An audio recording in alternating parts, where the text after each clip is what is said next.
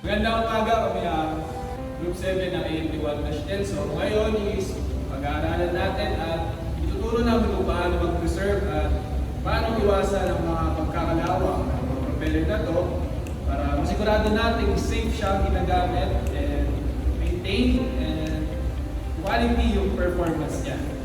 Ang propeller na eroplano ay isa sa mga pinamahalagang bahagi ng sakyang panghimpapawid. Ang tamang pag-maintain nito ay kritikal para sa kaligtasan at kausayan ng bawat paglipad. Ang regular na inspection at maintenance ng propeller ay tinitiyak na ito ay nasa maayos na kondisyon. So first of all, check muna natin kung may mga damages ba or something yung propeller. So ang tinatawag dito is yung pre-flight checks. Tingnan mo kung may crack, may oil leaks, or mayroong corroded na part ang isang propeller. So ayan. Ang tamang pag-maintain ng propeller ay nag-aambag din sa mas mahusay na performance na eroplano. So, ngayon pag-usapan natin yung regular cleaning. So, sa regular cleaning, ginagawa natin siya para maiwasan natin yung corrosion sa ating propeller. Kasi yung corrosion sa ating propeller is pwedeng maka-apekto sa balance and sa performance ng ating aircraft. So, there are two types ng pagbabalance. Dapat balance yung aircraft natin, yung aircraft propeller natin, nasa dalawa na yun. So, yung dalawa na yun is static and dynamic. Para maiwasan din natin yung vibration ng aircraft propeller natin habang ginagamit natin siya at maging trustworthy pa siya natin. Ang propeller na eroplano ay isa sa mga pinamahalagang bahagi ng sakyang panghimpapawid. Ang tamang pag-maintain nito ay kritikal para sa kaligtasan at kausayan ng bawat paglipad. Ang regular na inspection at maintenance ng propeller ay tinitiyak na ito ay nasa maayos na kondisyon. This time naman, ipapakita namin sa inyo kung ano ang pagkakaiba ng clean propeller at non-corroded propeller. Ito, unang propeller natin is corroded. Ngayon, to maintain ito, meron tayo tinatawag na applying the first coating of paint ng propeller. Sa itsura nito, ito na yung isa sa corroded na may pitting corrosion at may mga dents. Para ma-maintain yung ganitong propeller na maayos, magiging ganito na ang itsura niya. This is the type of the propeller na maintained and clean every time. Ngayon, para ma-achieve yung ganitong propeller, kailangan every pre-flight check, nililinis natin ng clean soap water or anything na magpapalinis. Ang regular na pag-check ng pag-balance ng propeller ay mahalaga upang mapanatili ang optimal na kondisyon ng eroplano.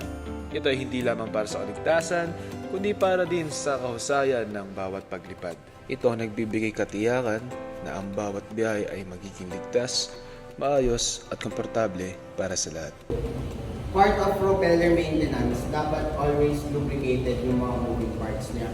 So, dapat lagi nating i-maintain siya using grease or kung anong mga lubricant na dapat ka-approve or kung anong mga approve na dapat para sa mga aircraft.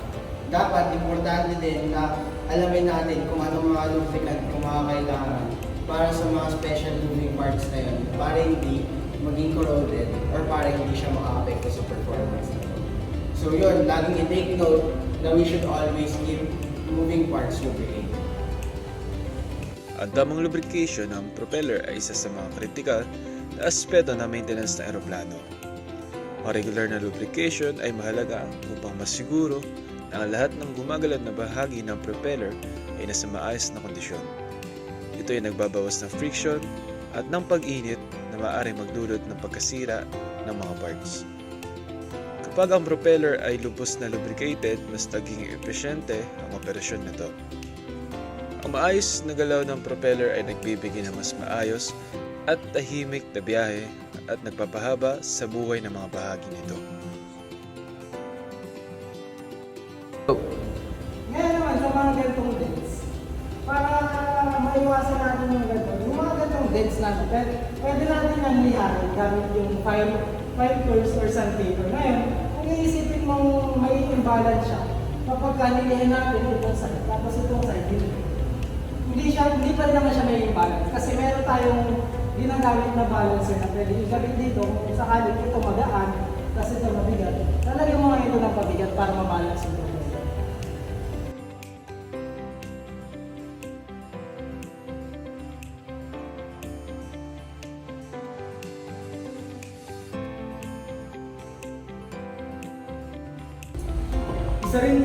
Isa rin sa pinakamahalagang part para sa pag-maintain ng isang propeller is kailangan natin magkaroon ng detailed records sa mga inspections, maintenance, tsaka repairs. Dahil sa pamamagitan nito, makakatulong ito para matrack kung ano yung condition ng isang propeller. Ang tamang pag-maintain nito ay critical para sa kaligtasan at kausayan ng bawat paglipad. Ang regular na inspection at maintenance ng propeller ay tinitiyak na ito ay nasa maayos na kondisyon. Sinusuri ang bawat bahagi nito mula sa blades hanggang sa hub upang masiguro na walang bitak, kalawang o anumang diferensya na maaaring magdulot ng aksidente. Sa pag-maintain ng propeller, meron tayong tinatawag na anti-rust coating. Mahahalin tulad mo ito sa isang ceramic coating ng sasakyan, kung saan pinoprotektahan ng ceramic coating ng sasakyan para hindi magkaroon ng dents, gas or corrosion. Ngayon, sa propeller ay ganun din. Pagka in-spray mo ito ang propeller, wala na proprotektahan niya ang propeller na magkaroon ng rust, pitting corrosion or any other corrosion na magkukos dahil habang lumilipad ang isang propeller sa himpapawid or dadaan siya sa dagat, nagkakaroon ng evaporation yung init at ang dagat kung saan nagkakaroon ng evaporation nga na nagkakaroon ng salt or tubig alat sa isang propeller na nagkukos rin ng corrosion. Ngayon, ang top coating na anti-rust, magpuprotekta siya sa corrosion pag in-apply mo siya. So, magkakaroon ka ng more chances na hindi magkakaroon ng corrosion ng propeller mo at magpa-perform ito ng mas maayos at CAAP or regulatory board approved na propeller.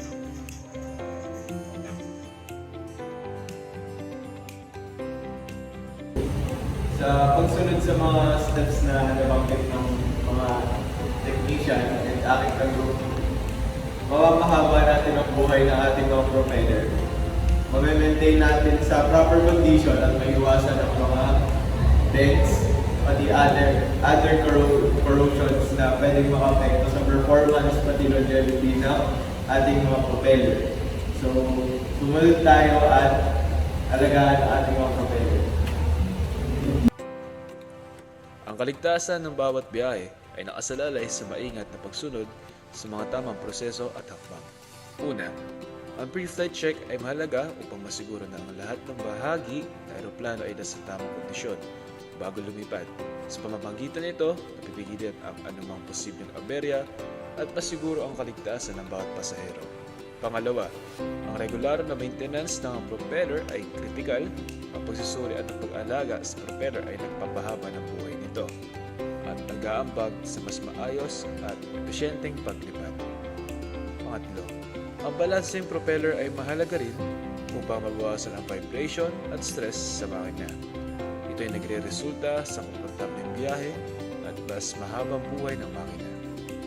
Sa pagsunod ng mga hakbang na ito, ang ating eroplano ay magiging ligtas, maayos at handa sa anumang paglalakbay. Tandaan, ang tamang proseso at pag-alaga ay susi sa kaligtasan at kahusayan sa himpapawid.